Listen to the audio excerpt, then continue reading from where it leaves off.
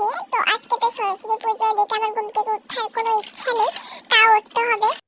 সকালে উঠে স্নান করতে হবে। এদিকে আমি ঘুম থেকে উঠে প্রথমে লিখে নিচ্ছি মা সরস্বতীর নাম, কারণ ছোটোবেলা থেকেই মা বলে আসছে যে সরস্বতী পুজোর দিন সরস্বতী মায়ের নাম লিখতে হয় 9 বার। কেউ কেউ 8 বারও 108 বারও লেখে, আমি লিখি 9 বার। এদিকে আমি আমার বাবার রাস্তা থেকে নেমেই দেখছি যে বোন পুজো রেডি করে নিচ্ছে পুজোর জন্য। এদিকে তার ঘরের পুজো প্রায় মোটামুটি শেষ হয়ে গেছে। তো দেখো সূর্য মামা উঠে দিচ্ছে, কিন্তু কুয়াশা কমছে না, যার জন্য আমি স্নান করতে পারছি না।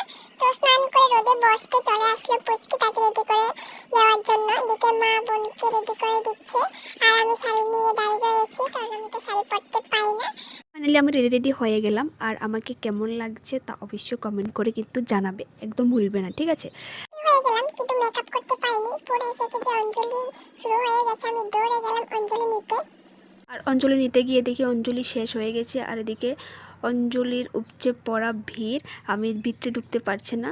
অঞ্জলি শেষ হয়ে গেছে, আমি ঠাকুরমশাইকে কোনো রকম বলে টলে অঞ্জলি নিয়ে নিয়েছি। এদিকে ঠাকুরমশাই দেখো ব্যাগটা গুছিয়ে নিচ্ছে।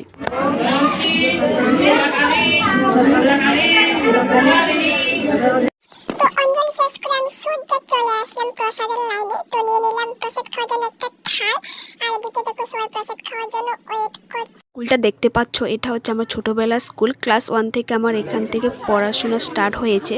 তো দেখো দিকে প্রসাদ নিয়ে চলে এসেছে।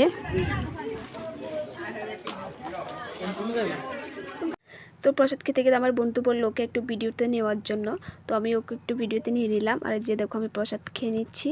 এরপর চলে আসলাম বাড়িতে এসে হাতে নিয়ে নিলাম একটা কাঁটা। তো এই কাঁটাটা দিয়ে এখন খাবো একটা পিঠে। তো এটা ছোটোবেলা থেকে শুনছি যে কাঁটাটা দিয়ে পিঠে খেলে নাকি পড়ালেখা মনে থাকে। তো তোমাদের কার কার নিয়ম আছে অবশ্যই কমেন্ট করে জানাও।